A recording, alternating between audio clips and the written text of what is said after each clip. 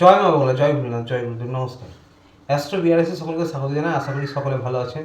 আজ মিথুন রাশি নিয়ে কিছু কথা আলোচনা করব এবং আপনারা দয়া করে ভিডিওটা পুরোটা শুনবেন। তাহলে কিছু যদি পরিবর্তন আপনারা নিজেদের জীবনে, নিজেদের অভ্যাসে নিয়ে আসেন, তাহলে আপনাদের জীবনে মিথুন রাশি নিয়ে আজকে পজিটিভ নেগেটিভ দুটি বিষয় আলোচনা করব। মিথুন রাশিচক্রের বা কালপুরুষের লগ্ন অনুযায়ী 3 নম্বর ঘরটি।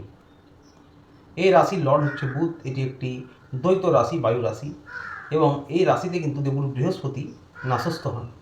শনি এবং শুক্র এই রাশির বন্ধু, বাকি সকলেই কিন্তু এই রাশির শত্রু, অর্থাৎ আর বাকি সব প্ল্যানেটগুলো। মিথুন রাশি হচ্ছে বুধের লর্ড। তো সুতরাং মিথুন রাশি আপনারা অত্যন্ত বুদ্ধিমান হন, প্রাণবন্ত হন, খুব সহজে সকলের সঙ্গে মিশে যেতে পারেন, সকলকে আপন করে নিতে পারেন, খুব সহজেই কাউকে বন্ধু করতে পারেন।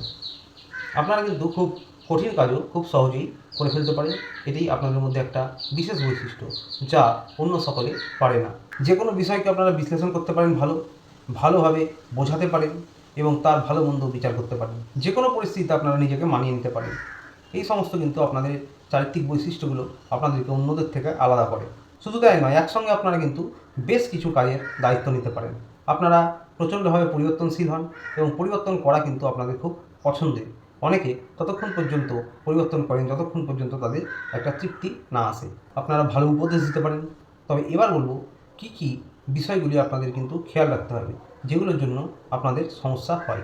আপনারা কিন্তু সদা ব্যস্ত, বহির্মুখী এবং পরিবর্তনশীল, এবং তার সাথে বলবো যে আপনারা যে কোনো কাজ যখন শুরু করেন খুব এনার্জি দিয়ে শুরু করেন, তবে পরবর্তী ক্ষেত্রে কিন্তু সেই এনার্জি আপনাদের থাকে না, মাঝপথে কিন্তু সেটাই ভাটা পড়ে যায়। তাই কোনো কাজই কিন্তু সাফল্যের সঙ্গে দৃঢ়ভাবে শেষ করা হয়ে ওঠে না।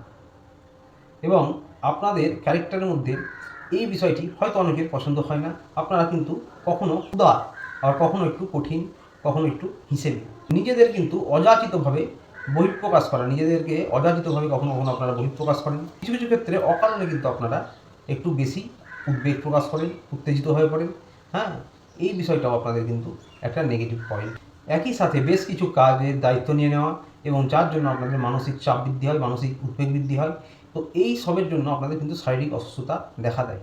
মিথুন রাশির পিতার সঙ্গে দেখা গেছে মনোমালিন্য বা মতপার্থক্য হয়ে থাকে, এবং তার সাথে আপনাদের কিন্তু বন্ধুবান্ধব যেমন সহজেই হয়ে যায়, তেমনই কিছুদিন পরে তাদের কিন্তু বিভিন্ন দোষ আপনাদের চোখে ধরা পড়ে। তো সুতরাং অনেক ক্ষেত্রে বন্ধুত্ব বেশি দিন টিকে নাও থাকতে পারে আপনাদের। বিবাহিত জীবন বা প্রেম ভালোবাসার ক্ষেত্রে বলবো যে মিথুন প্রেম বা বিবাহের ক্ষেত্রে এরা কিন্তু ওই যে শুরুতেই খুব এনার্জেটিক থাকে এবং উত্তেজনাপূর্ণ এদের কাছে এটা, এবং আপনাদের চয়েসের মধ্যে বুদ্ধিমান, স্মার্ট এবং সুন্দর পার্টনার আপনারা পছন্দ করেন।